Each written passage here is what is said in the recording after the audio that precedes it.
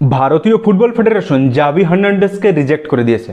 এটা কোনো random Xavi বা র্যান্ডম হার্নান্ডেজ নয়, এটা হচ্ছে বার্সেলোনার লিভিং লেজেন্ড জাভি হার্নান্ডেজ, যে জীবনের 700-র উপরে ফুটবল ম্যাচ খেলেছে টপ লেভেলে। সেই 2010 বিশ্বকাপের ফুটবল ফাইনালের ম্যাচের কথাটা মনে আছে, যেখানে এক্সট্রা টাইমে আন্দ্রে ইনিয়েস্তা গোল করে স্পেনকে ওয়ার্ল্ড কাপ জিতিয়েছিল, পরবর্তীতে তারা ইউরো কাপও জেতে।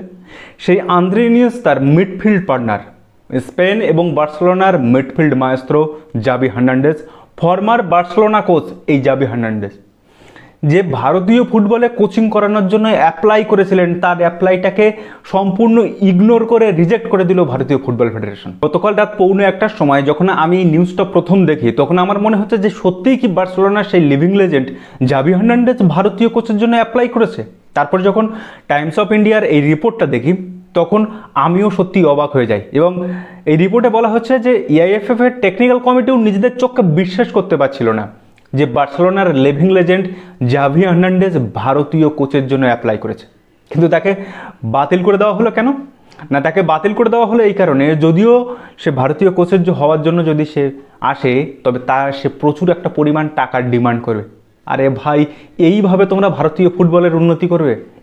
ভারতীয় ফুটবলের বর্তমানে যে দশা, যে দৈন্যদশা চারিদিকে ছড়িয়ে পড়ছে, তাতে Alex Ferguson, Carlo Ancelotti, Jose Mourinho কিংবা পেপ গুয়ার্দিওলার মতো যদি কোচকেও আনা যায়, কোনো উন্নতি হবে না ভারতীয় ফুটবলের। কিন্তু ভাই, জাভি হার্নান্ডেজের মতো একজন কোচ, বার্সেলোনার ফর্মার কোচ, যে টপ লেভেলে ফুটবলটা সারা জীবন খেলে এসেছে, কিন্তু সেই রকম একটা মানুষ যে ভারতীয় ফুটবলে কোচিং করাতে চাইছে, তাকে টাকার জন্য এরকমভাবে রিজেক্ট করে দেওয়া হলো। এরাই বলছে যে 2034 সালের মধ্যে টপ এশিয়ান কান্ট্রিতে ভারতীয় ফুটবল যাবে। কিভাবে যাবে? কল্যাণ চৌবে, আপনি কি এই প্রশ্নটার উত্তর দিতে পারবেন যে কিভাবে ভারত এশিয়ার টপ লিস্টে যাবে, যেখানে জাপান, ইরাক, ইরান কিংবা সংযুক্ত আরব আমিরশাহির মতো দল দুর্দান্ত খেলছে, জর্ডান, কাতার, সেখানে ভারত এইভাবে সেখানে গিয়ে টপ লিস্টে যোগ দেবে? সেটা কখনো সম্ভব?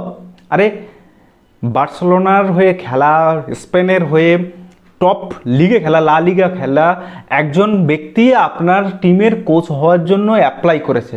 আরে, যত টাকা লাগুক তাকে দিয়ে দিন না। দরকার হলে ক্রাউড ফান্ডিংয়ের মাধ্যমে তো টাকাটা জোগাড় করে যেত। তাকে শুধু কোচের পদে আনুন, এনে বলুন কিভাবে ভারতীয় ফুটবলকে দাঁড় করাতে হবে, আপনি দাঁড় করান টপ থেকে একদম বটম পর্যন্ত। এই গ্রাসরুট লেভেলের উন্নয়ন 2034, ভীষণ 2047, ঘোড়ার ডিম, কেলা কচুর ডিম হবে। আর সেখানে আপনি এইরকম একটা সুযোগ হেলায় ফেলে দিলেন। মানে আমি জাস্ট ভাবতে পারছি না যে এইভাবে এরা ভারতীয় ফুটবলের উন্নতি করবে। হায় রে সত্য সে লুকাস, কে বিচিত্র এই দেশ। এরা নাকি ফুটবলে এগিয়ে যাবে, ঘুমন্ত দৈত্য, ঘোড়ার ডিম। ছি ছি ছি ছি ছি। এইরকম একটা প্লেয়ার, এইরকম একটা লেজেন্ড যে ভারতীয় কোচ হওয়ার জন্য অ্যাপ্লাই করেছে, তার হাতে ভারতীয় ফুটবলকে তুলে দিন। কোথায় ভারতীয় ফুটবলের খামতি সে বলে দেবে যে এইখানে উন্নতি করতে হবে, এইখানে এই কাজটা করতে হবে। এআইএফএফ এর এই সিদ্ধান্ত দেখে যে পরিমাণ রাগ হচ্ছে সেটা আমি বলে বোঝাতে পারবো না আপনাদের। তার সঙ্গে শুধু এটাই বারবার মনে হচ্ছে যে কী ধরনের অদ্ভুত একটা সিদ্ধান্ত নিল তারা, যেখানে ভারতীয় ফুটবলের একটা উন্নতি করার দরকার, তা না শুধু মসনদে বসে নিজের ক্ষমতা বাঁচানোর চেষ্টা, নিজের চেয়ারকে বাঁচানোর চেষ্টা।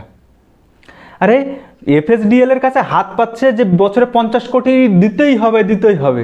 আরে, সেখানে সাধারণ মানুষের কাছে, আমাদের কাছে তো হাত চাইলে আমরা তো টাকা দিতাম, ক্রাউড ফান্ডিংয়ের মাধ্যমে জাভি হার্নান্ডেজের জন্য যত টাকা লাগবে দেওয়ার চেষ্টা করতাম।